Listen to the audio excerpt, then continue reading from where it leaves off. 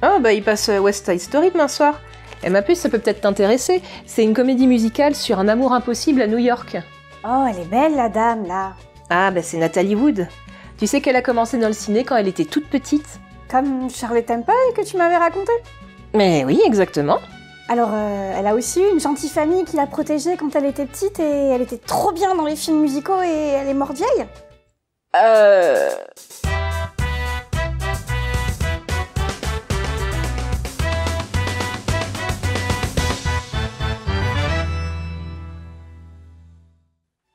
Natalie Wood est née sous le nom de Natalia Nikolaïevna Zakharenko le 20 juillet 1938 à San Francisco.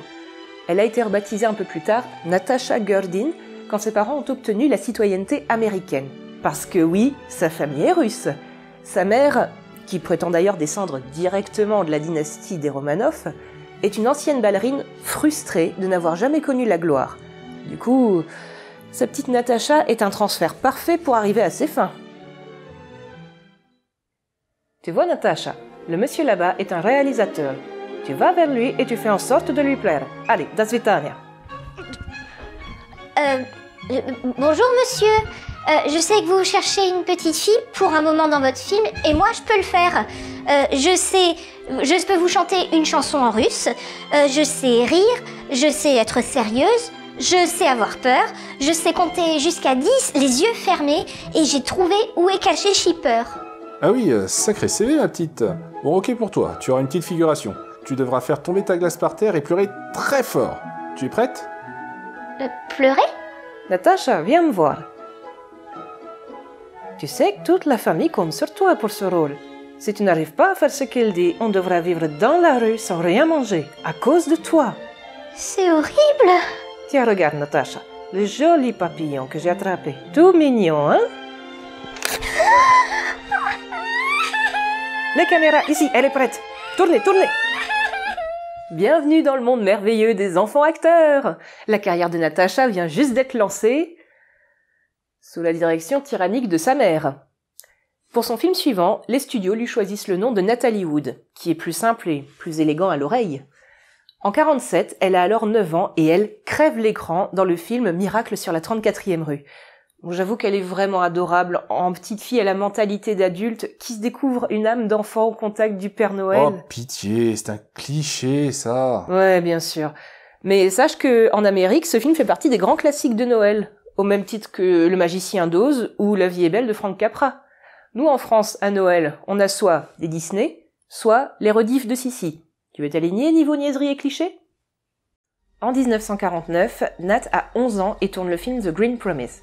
Elle a très peur de l'eau et ne sait pas nager, mais elle doit traverser un tout petit pont de bois en pleine tempête, au-dessus d'un cours d'eau en furie. Manque de bol, le technicien fait céder le pont au mauvais moment. Nat est encore dessus et tombe à l'eau. Malgré la panique, elle réussit à remonter in extremis sur la berge, mais elle s'est cassé le poignet gauche dans sa chute. Ah maman, j'ai mal. Je crois que mon poignet est cassé.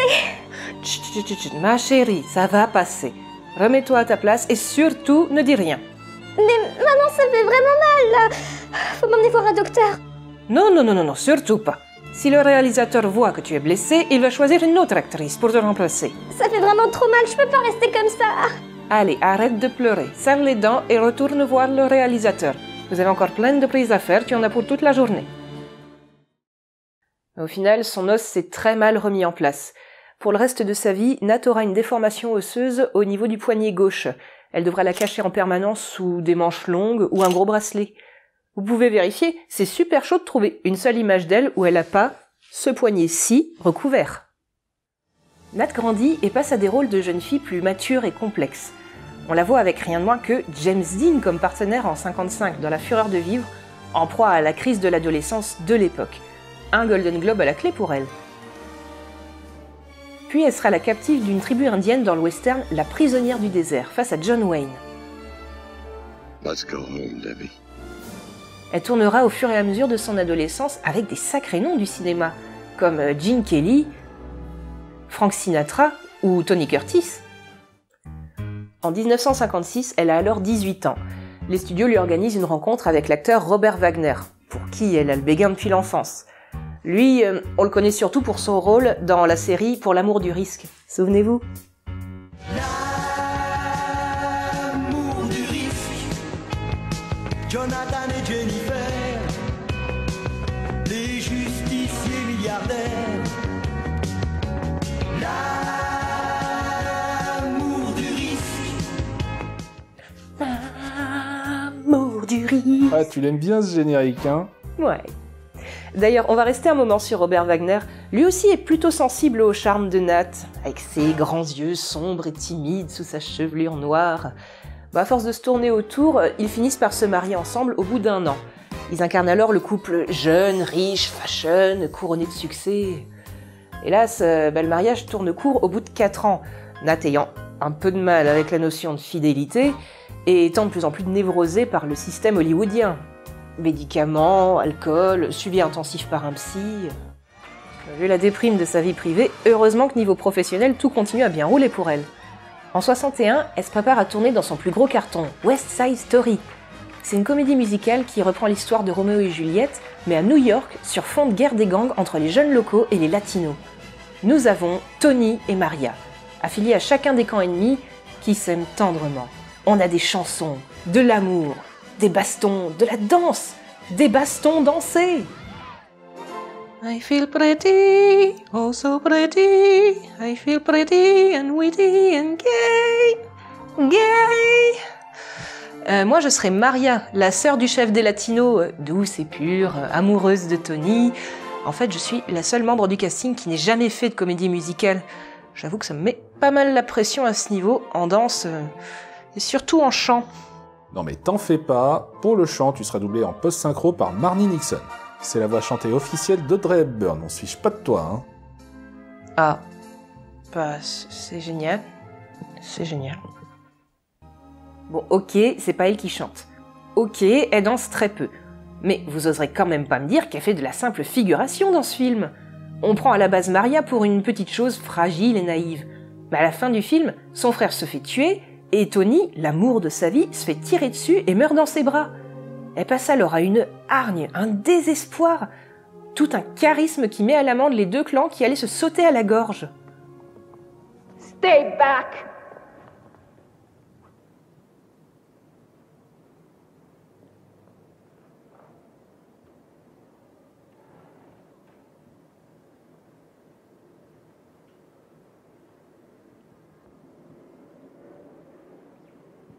How do you fire this gun, Chino? Just by pulling this little trigger? How many bullets are left, Chino?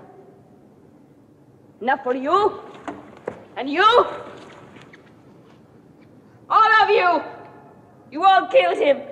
And my brother! And Riff! Not with bullets and guns! With hate! Well, I can kill too. Because now I have hate! How many can I kill, Chino? How many? And still have one bullet left for me.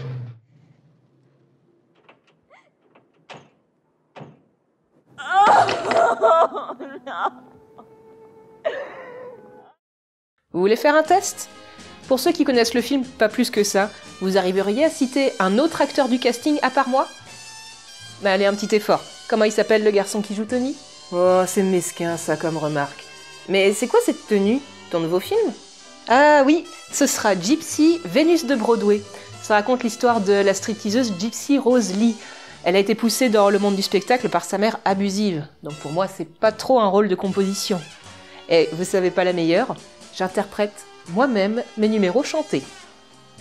Gypsy obtient un joli succès, tout comme ses autres films de cette époque. À côté de ça, sa vie privée a pas mal évolué dans les années 60. Après s'être remariée avec un producteur et avoir eu sa première fille, Nat s'est remise avec Robert Wagner en 72 et a même un peu progressé dans sa peur de l'eau, puisqu'elle va naviguer un petit peu avec lui sur son bateau. 2 ans après, elle donnera naissance à sa 2e fille. Ce climat familial un peu plus stable la tire de la dépression qui commençait à la guetter. Pour se préserver un peu, dans les années 70, elle va espacer les tournages cinéma pour se consacrer un peu plus à sa famille. Elle tournera quand même plusieurs téléfilms et fera des apparitions dans des séries télé. Notamment, un petit caméo de quelques secondes, pas trop loin de son mari, dans un épisode de... L'amour Jonathan et Jennifer, les justiciers milliardaires. Hold it, honey. Do you know Sylvia Maxwell? Oh, well, I know who she is, of course. But I'm afraid I've never met her. That's a beautiful outfit you have on. Why, thank you. What movie are you in? Why, fiddly-dee. I'm not working today. En 1981, Nat a alors 43 ans et est en train de boucler le tournage de Brainstorm, un film de science-fiction avec le jeune Christopher Walken. Elle part fêter Thanksgiving fin novembre en couple sur le yacht de son petit mari, avec un ami capitaine et Chris Walken qui traînait dans les parages. La nuit du 29 novembre, la soirée s'alcoolise un peu trop sur le bateau et Robert pique une sacrée colère contre Nat, qui flirtait soi-disant avec Walken. Vers minuit, Robert vient trouver le capitaine. Nat a disparu avec le canot. D'abord, il pense qu'elle était furieuse et a pris le canot pour rejoindre le rivage voisin par elle-même. Mais sachant qu'elle était pas mal alcoolisée, ils finissent quand même par prévenir les autorités. Les recherches dureront toute la nuit. Le corps de Nathalie sera retrouvé à 7h45 du matin, flottant à 2 km du bateau. L'autopsie révélera plusieurs blessures sur ses bras et son visage. Alors, accident ? Suicide ? Ou suicide aidé ? Ce dossier est trop complexe et détaillé pour que je puisse correctement vous le résumer ici. Mais sachez que les circonstances de la mort de Natalie Wood ne sont aujourd'hui toujours pas résolues, malgré une réouverture du dossier en 2011 et une autre récemment, en février 2018. Officiellement, elle aurait voulu détacher le canot qui tapait contre la paroi du bateau et faisait du bruit. Elle aurait dérapé, serait tombée à l'eau et se serait blessée dans sa chute. Mais officieusement, il reste pas mal de zones d'ombre, notamment sa grande peur de l'eau, en plus de son ivresse de ce soir-là, qui l'aurait clairement empêché de faire une telle manœuvre toute seule. Le film Brainstorm, qu'elle venait de finir de tourner, sortira en salle 2 ans après, en 83, et lui sera dédié. C'est quand même une sacrée ironie du sort d'avoir toute sa vie tellement peur de l'eau, et de finir justement comme ça. Un téléfilm biographique est sorti sur elle en 2004, dont je viens de vous passer quelques images. Natalie Wood, le prix de la gloire. Il est très complet, même s'il passe un peu dans le sensationnel à certains moments. Mais bon, y a Michael Wetherly dedans. How do you do, Mrs. Gurdon? I'm Robert Wagner. Je vous passe toutes les nominations et récompenses que Nathalie a reçues au cours de sa carrière, tout comme son étoile sur Hollywood Boulevard. Plusieurs chansons ont été écrites sur elle, notamment une par Jill Kaplan, à son nom. Enfin, c'est pas vraiment un hommage, mais je mentionne quand même sa sœur Lana, qui a également fait carrière dans le cinéma. Merci maman. Je te le fais pas dire. Son rôle le plus notable a été James Bond Girl dans le film Les Diamants sont éternels. Mais bon, au final, elle sera toujours restée dans l'ombre de sa grande sœur. Voilà, c'est fini pour aujourd'hui. J'espère que cette vidéo vous a plu. Je vous invite à me laisser un petit commentaire, que ce soit sur cette page, sur Facebook ou sur Instagram. Je vous invite également à partager cette vidéo pour que le monde sache qui fut Natalie Wood. Je vous dis à très bientôt et je vous laisse avec un peu de musique douce. Wow, tu nous fais quoi là? Tu trouves toujours des génériques en rapport avec les stars du jour, alors tu vas pas nous partir en vrille maintenant. T'as un standing à tenir, fais attention. Ouais, je sais, t'as raison. Je reprends. À très bientôt pour de nouvelles aventures hollywoodiennes. I feel pretty, oh so pretty. I feel pretty and witty and gay, and I pity any girl who's in me today. I feel charming, oh so charming. It's alarming how charming I feel, and so pretty that I hardly can believe I'm real. Il est parti? Sûr, hein? Bon. L'amour du risque, Jonathan et Jennifer, les justiciers milliardaires.